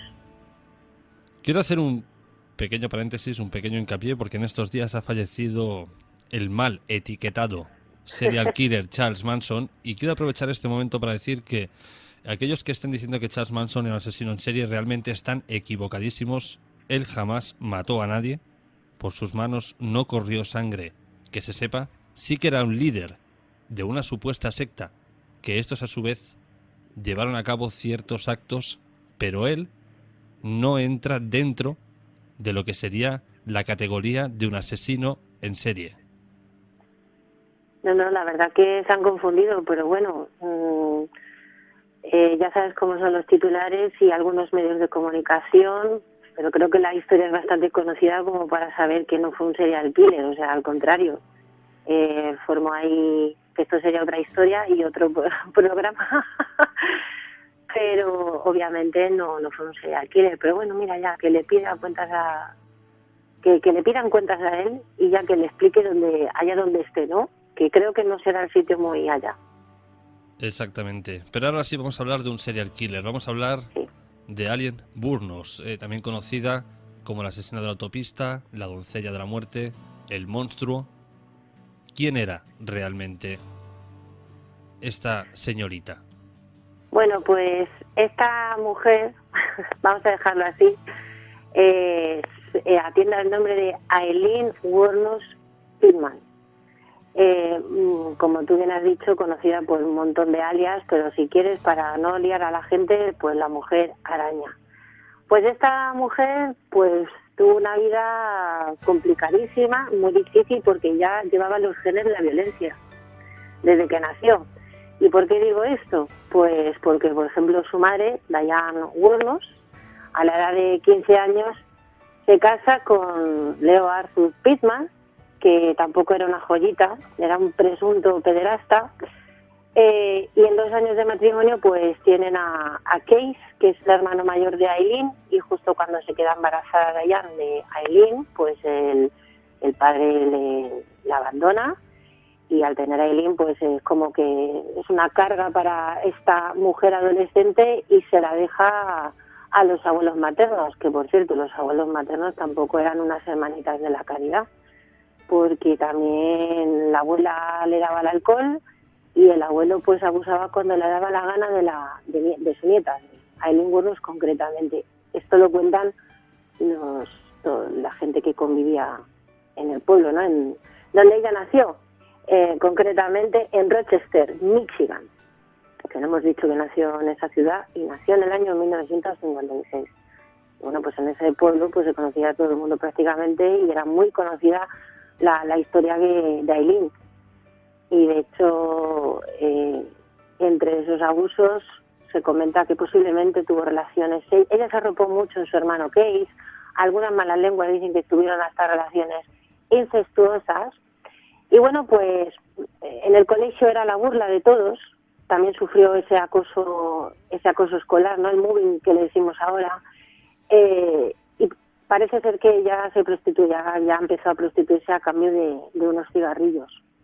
Y dormía en la calle, en fin, o sea, huyendo, digamos, de esa violencia por parte del abuelo. Y de hecho, a la edad de 15, 16 años, pues huye con su hermano Case, toman vidas diferentes, y ahí empieza el periplo de nuestra querida Monster, que por cierto, su cuadro delictivo no empieza con los asesinatos, empieza muchísimo antes, porque ya la liaba parda. Concretamente, mira, a partir de 1974... parece ser que se la denuncia, es detenida y encarcelada por conducir bajo los efectos del alcohol y disparar con esa pistola que va a ser la protagonista de estos asesinatos, que es del calibre 22, desde un coche en marcha. En 1976 golpea la cabeza a un camarero con una bola de billar. En 1981 perpetra un robo a mano armada en una tienda en Florida, y así un somaifica hasta falsificación de cheques, con lo cual no todo comienza como nos tienen acostumbrados con el tema de los crímenes con estos hombres, o sea que, pero bueno, ya se la juzgó por estas causas y ya estuvo también en la cárcel, pero bueno, que para ponernos un poco en antecedentes antes de todo esto, ella ya digamos que tenía un currículum. La mujer araña comete todos estos tipos de actos, pero la justificación que se le puede dar, que de hecho no tiene. Pero bueno, si alguien quisiera encontrársela, ¿qué tendría que remontarse? ¿A esos abusos familiares? ¿Ese fue el desencadenante de todo lo que hizo después? Hombre, tú sabes que esto lo dicen muchos psiquiatras, que muchos serial killers, con decir la gran mayoría, un denominador común que tienen es esa infancia, que la infancia es clave para todo ser humano. La personalidad no se forja en la adolescencia, esto es un error, se forja desde la infancia. Y no quiere decirse que porque hayas vivido una infancia complicada y dura ya sea un detonante para decir, ala, ya vas a ser un asesino en serie y vas a ser un psicópata. No, cuidado, esto lo vamos a remarcar muy bien. Hay personas que han tenido infancias muy complicadas y han hecho sus vidas felizmente y han seguido para adelante. Y todo gracias a que ellos han decidido utilizar esas ayudas. Pero bueno, como estamos con Aileen, esto no sucedió. Lo de Aileen, pues obviamente es carne de cañón, comparte esto que les une a todos esta gente, que es esa infancia que la marca, y de hecho ella luego posteriori se justifica, ¿no? Dice que cada vez que mataba a alguno de esos clientes, ella veía la figura de su abuelo. Curioso. Cuidado, es decir, que en este periplo de infancia, adolescencia turbulenta en Rochester, tuvo una relación con un señor mayor en el cual se quedó embarazada y el hijo lo dio en adopción, que esto es importante. Parece ser que esta persona como que le ayuda un poco a olvidar todo este paisaje violento diario, ¿no? Aparte de este hijo que está, si no me equivoco, a día de hoy en paradero desconocido, no sé si sabrá ni siquiera ni tan quién era su madre, también contrajo matrimonio. No era una mujer, digamos, tan monstruo como se pinta. No, ella intentó normalizar su vida, lo que pasa que bueno, pues que el marido que tuvo no aguantaba su estilo de vida, porque ella era adicta al alcohol, no conseguía levantar cabeza y bueno, pues la abandonó. Pero un dato muy importante es que el marido tenía casi 50 años más que ella. Sí, ahí se produce, claro, ahí es la cuestión de por qué busca esos hombres mayores, y ahora lo veremos también en el cuadro de las víctimas, ¿no? Qué curioso que son hombres mayores, que no son hombres jóvenes. Es quizá porque le recuerda a esa parte de su abuelo, que quizá hay una dicotomía interna, ¿no? Ese amor-odio, tal, porque realmente este hombre ni la maltrató en absoluto. La trató con una relación normalizada, la única diferencia abismal era la edad, pero claro, este hombre pues no la aguantó y la abandonó. Se acabó divorciando, vamos. El aspecto de esta serial killer, cuando buscamos imágenes de ella, nos sale sus últimos años en el corredor de la muerte. Uh-huh. Pero, según qué descripciones, explican que realmente era una mujer muy hermosa. ¿Eso es cierto, Pilar? La verdad que sí. Yo he podido ver documentales porque es un personaje que siempre lo llevo estudiando, pues ahí los muchísimos años. En los documentales que mostraban fotografías antiguas, incluso vídeos donde se la veía que parecía una persona normal, la verdad que tiene un aspecto bastante, era guapa, pero con los años y con las circunstancias pues se fue dejando. De hecho hay un testimonio de uno de los testigos que dice que tenía la boca sucia, el aspecto era sucio, por así decirlo, y que tiraba para atrás, causaba rechazo, ¿no? Causaba rechazo. ¿En qué momento entra en juego la que luego fue su pareja criminal? Tiria. Bueno, que se pronuncia Tyra, pero no va a ser Tiria, ¿vale? Que estamos en España. Bueno, pues a Tiria la conocí a finales de 1986, pues en un bar gay de Daytona, y esta joven Tiria Jolene Moore se convierte en su amante y comienza, no obstante, esto fue una relación muy tóxica, pero aquí me gustaría matizar una cosa. Si algunos oyentes han visto la película Monster, protagonizada, por cierto, por Charlize Theron, que ole, a mí personalmente me fascina esa película, la que hace de su pareja, que ahora mismo no me acuerdo el nombre, que me disculpen, el nombre está cambiado, e incluso el personaje está muy dulcificado, pero realmente Tyra no era, digamos que se hermanó con Aileen, pero también se las traía, ambas, y digamos que hicieron una empresa de delincuentes, ambas, Tyra era conocedora absolutamente de todo lo que estaba haciendo Aileen. De hecho, entre ellas también robaban. El personaje al que hace referencia es Christina Ricci. Efectivamente, que no me saliera el nombre. La famosa miércoles de la película de la familia Adams. Uh-huh, exactamente. Vamos a entrar un poquito en profundidad en el asunto de la mujer araña. ¿Cuándo comienzan sus crímenes? Bueno, pues los crímenes comienzan en 1989. Aquí se desencadena ya ese odio profundo hacia el sexo opuesto, o eso es lo que ella argumenta y da a entender, porque claro, ella la verdad que era una persona muy espontánea y hablaba en voz alta. Si te tenía que decir con perdón, no vas a decir palabrota, pero te dice perro tal, eso es indiscutible, te lo decía. Eso hay que ver los documentales. Bueno, pues comienza el 30 de noviembre de 1989, cuando pues un electricista, Richard Mallory, de 51 años, aficionado al alcohol y a las prostitutas, desaparece. Su coche fue encontrado a la mañana siguiente de cuando se cometen los autos, con todos sus efectos personales, una botella de vodka vacía y varios condones. Unas horas después, unos jóvenes descubren el cadáver en los bosques cercanos a Daytona Beach, envuelto en una alfombra. Le habían disparado 3 veces en el pecho con la famosa pistola del calibre 22, la mejor amiga de Aileen, pero sin pistas. No había unas pistas fehacientes para hacer una investigación exhaustiva, y estamos hablando que aunque era Estados Unidos, el cotejo ADN estaba un poco para allá, ¿vale?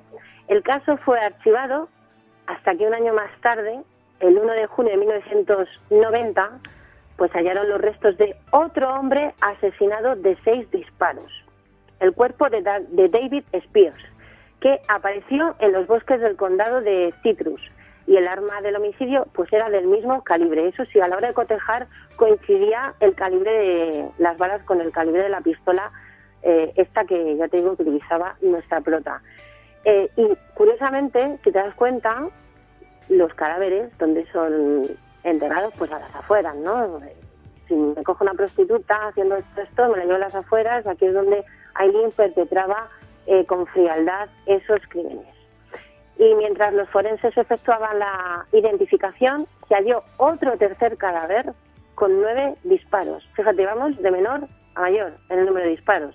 Un varón de 40 años.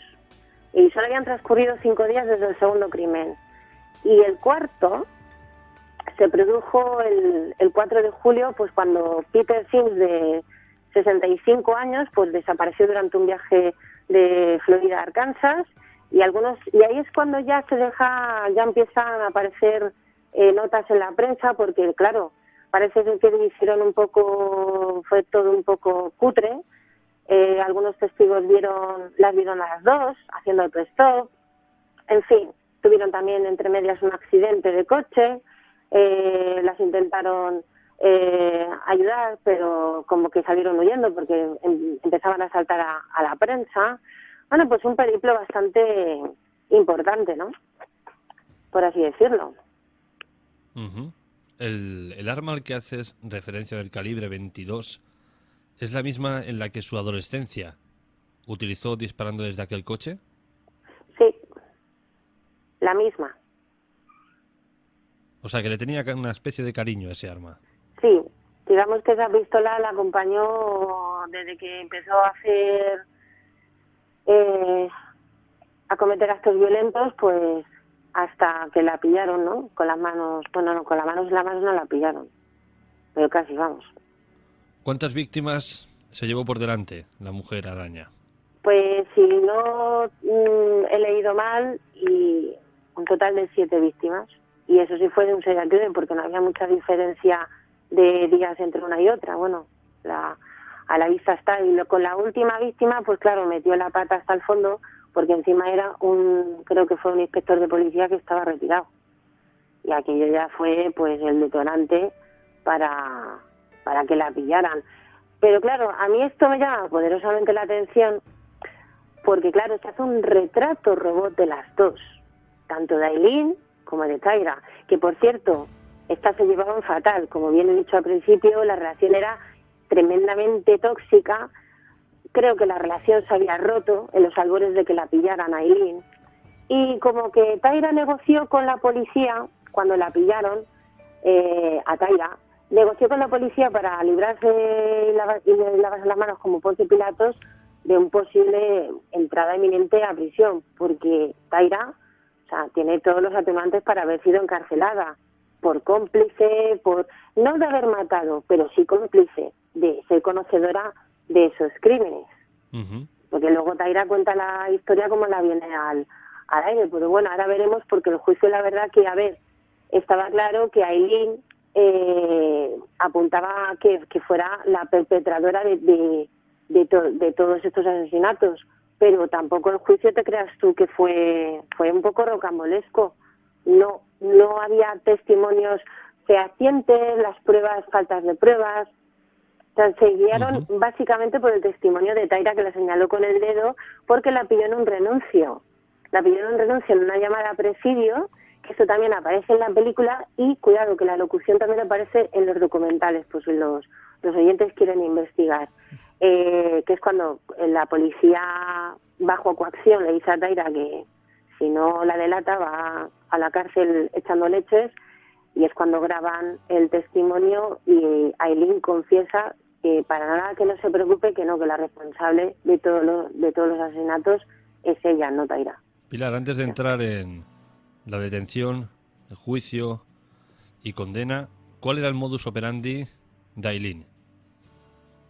Pues a ver, el modus operandi de Aileen era pues muy simple, porque como ella era prostituta, hacía autostop a las afueras de la ciudad, la recogían, se llevaba al cliente digamos que a un bosque o lo más lejos posible de la city, y ahí es cuando a bocajarro o sea, con la primera, bueno, tuvo un poquito más de contemplaciones, ¿no? Porque entiendo que sería el primer asesinato, y ahí no estaba, ahí a lo mejor le tembló un poco más el pulso, pero con las siguientes parece ser que iba a bocajarro. No le daba tiempo ni a bajarse los pantalones. Pero, sin embargo, hubieron otros clientes que salieron airosos. Sí, a ver, antes de todo esto, ella era prostituta, como bien he dicho al principio. Esto nace en el momento que conoce a Taira, y ella tiene una animadversión hacia el sexo contrario. Vamos, podríamos decir que descubre su sexualidad como lesbiana, que no tiene nada que ver, que uno se haga, que una pueda descubrir que le gusta el mismo sexo y que justo nazca en ti un odio hacia el sexo contrario. Para nada, no. El odio que ella tenía hacia el sexo contrario ya le nacía de antes, por todo lo que hemos relatado. Pero justo, según los testimonios y ella lo que cuenta en los documentales y también con los informes de los psiquiatras, es que ella, cuando conoce a Taira en 1986, nace en ella ese odio constante hacia el hombre. Pero aquí hay que matizar que al final del juicio, el dictamen final de los psiquiatras era que realmente Aileen tenía un odio profundo hacia la humanidad. Lo que pasa es que en ese caso cayeron los hombres, pero realmente ella tenía un odio profundo hacia el resto del mundo, porque luego arremetió contra las funcionarias de la prisión. O sea, imagínate. ¿Solo les disparaba o también les robaba, los intentaba descuartizar? A ver, descuartizar no, directamente les disparaba, les saqueaba, porque no se iba de vacío, y ya está. Pero vamos, era disparos y entierro del cuerpo, pero no había, no era en plan Chikatilo, ¿sabes? Uh-huh. ¿En qué momento comienza la búsqueda y finalmente la detención de las dos? Pues a ver, esto es como esa desesperación que tiene la policía a comienzos de los años 60 cuando estaban buscando a un famoso asesino en serie que no encontraban, ¿no? Que puso patas arriba la ciudad. Pues aquí pasó un poco, ¿no? Lo mismo. Aparecía cadáver, pero no había pruebas. Solamente la única prueba que tenían era el calibre 22. Pero, claro, ¿qué ocurre? Que con el que te he contado antes de Peter Sims, la gente empieza a denunciar a estas dos por robos y demás, porque ellos también robaban. Y se empieza en el momento que se hace el retrato robot, hay una ligera sospecha. ¿Por qué? Porque cuando amenazan, utilizan ¿qué pistola? Calibre 22. Esta es la prueba clave para pillar a alguien. Y van tras la pista de la persona que ha compartido este periplo criminal, que es Taira. En el momento que detienen a Taira, que en eso tiempo atrás habían roto la relación, ya no se aguantaban más, es cuando es amenazada, la denuncia,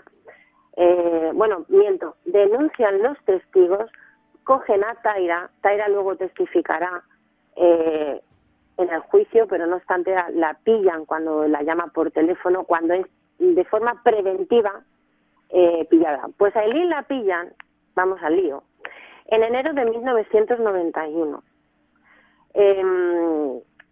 La pillan en un coche, en las afueras de un hotel, pues totalmente bebida, en una situación bastante decrépita. Y ella se pensaba que la habían detenido por otro tipo de actos, que era pues haber robado, tal, pero para nada se pensaba, ella estaba convencida de que nunca la iban a pillar.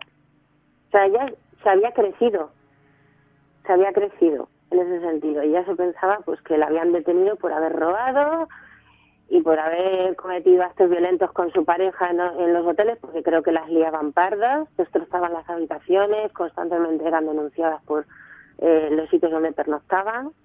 Y en el momento que hay una sospecha por la pistola que la cogen, del calibre 22, es cuando se les enciende la bombilla a la policía y es cuando empiezan a profundizar en la investigación e, insisto, el testimonio clave es esa llamada telefónica y luego a posteriori pues el juicio. Aileen, y corrígeme si me equivoco, siempre justificó sus actos diciendo que sus clientes intentaban violarla, como si fuera defensa propia.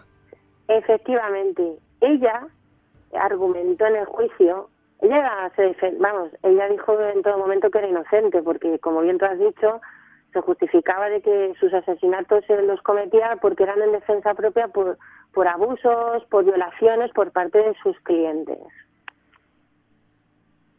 Pero finalmente yo imagino que los jueces o el jurado no se lo tragaron.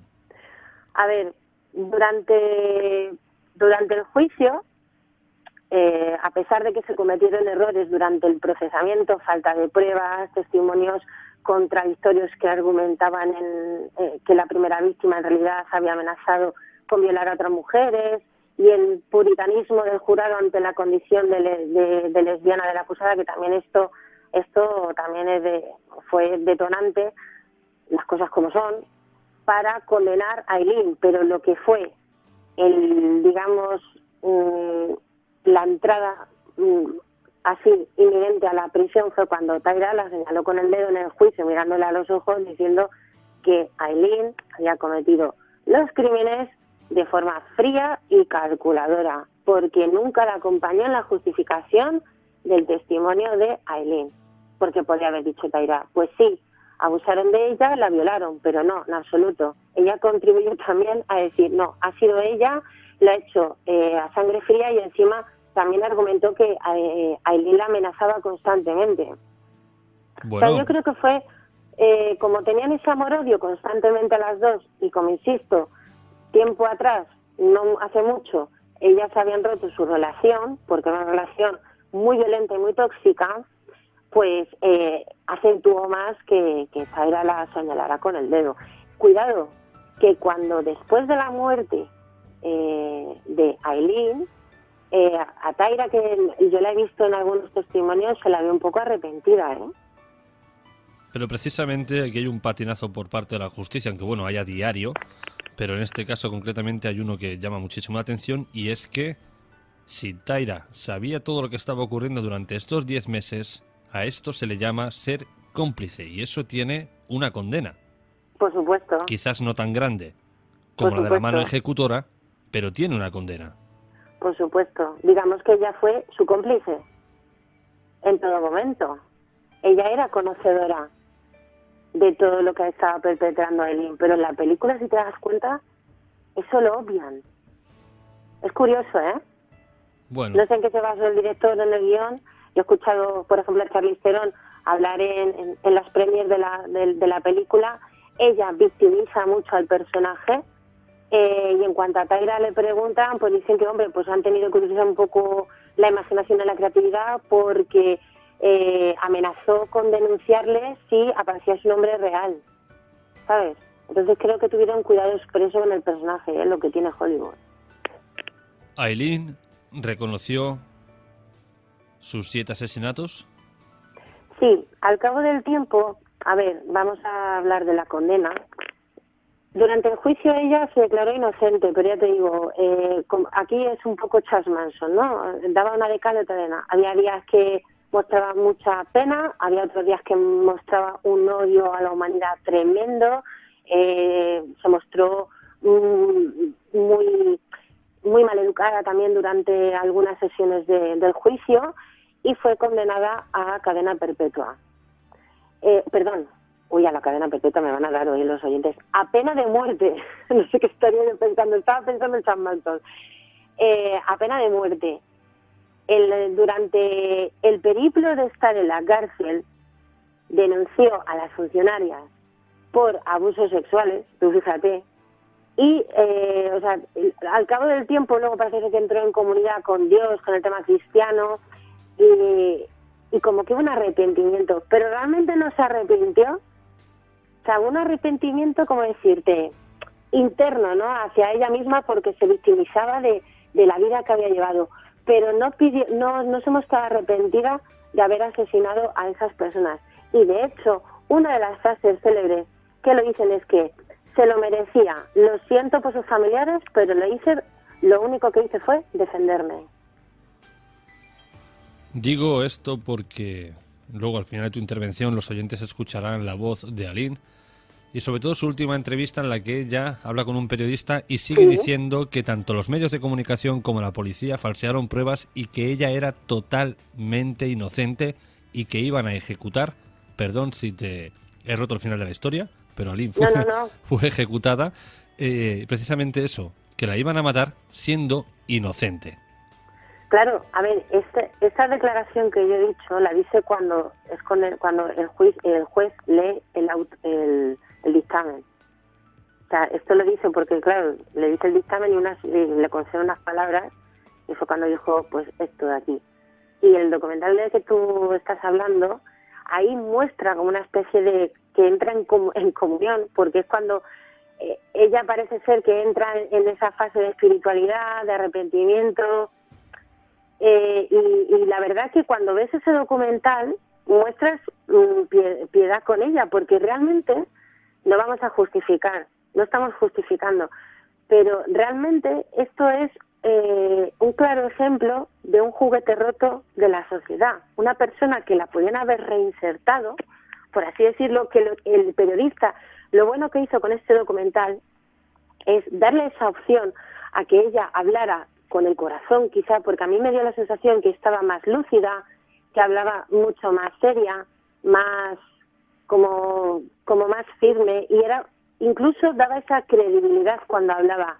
Y a mi criterio es un personaje que precisamente podían haber reinsertado, pero insisto, la jurisdicción en Estados Unidos no es la de España, y en España estamos años luz también, perdóname que de esta crítica, de eso que llaman reinsertar. ¿Se podrá reinsertar a alguien que haya hecho un hurto menor?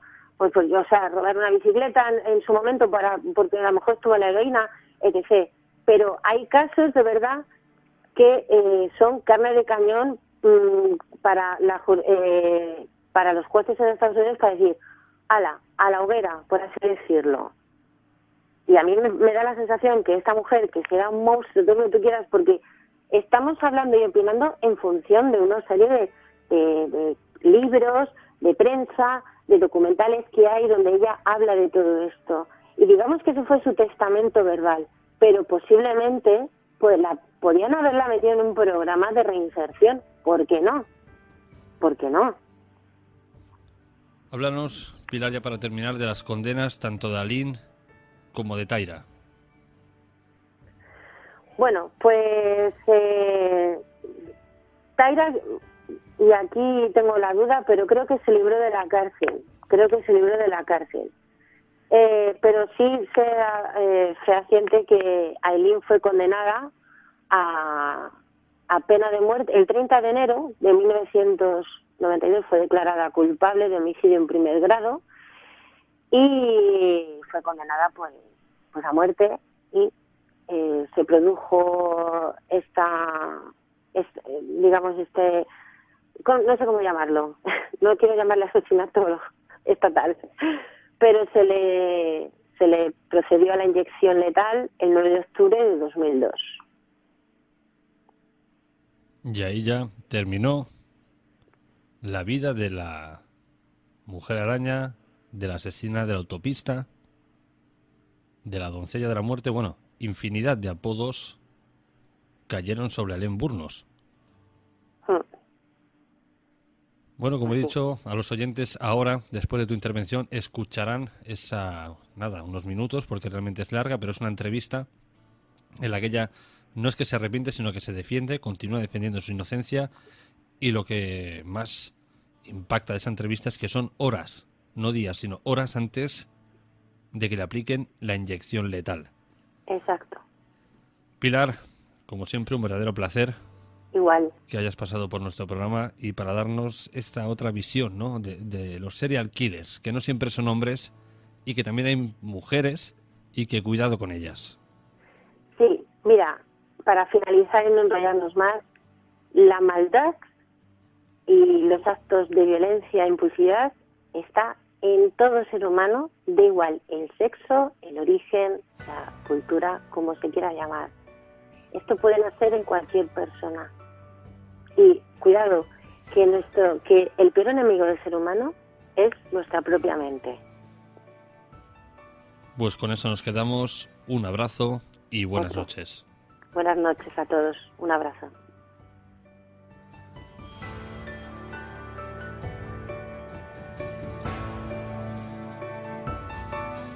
I'm just wondering how you're going to be, at 9:30 tomorrow morning. Are you prepared? I'm prepared. I'm all right. I'm all right with it. And how? I'm all right with it, but like I said, remember, let them know that I know that the cops knew who I was. After Richard Mallory died, I left prints everywhere, and they covered it up. And let me kill the rest of those guys to turn me into a serial killer. I know they did, because I was no professional serial killer or anything, or murderer, or whatever you want to call it, It wasn't professional at what I was doing. Eileen, I did some sloppy work, and I left how prints. have you prepared yourself for tomorrow morning? I'm all right with it. Yeah, I'm ready to go.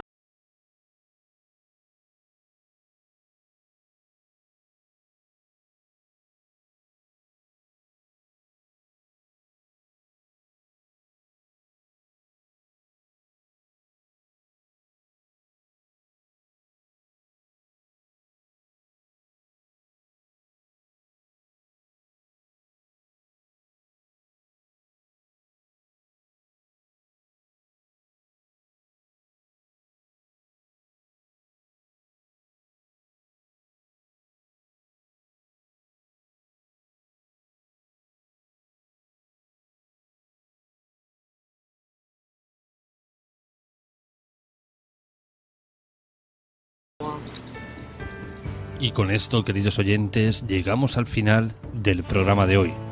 Nosotros volveremos dentro de 7 días.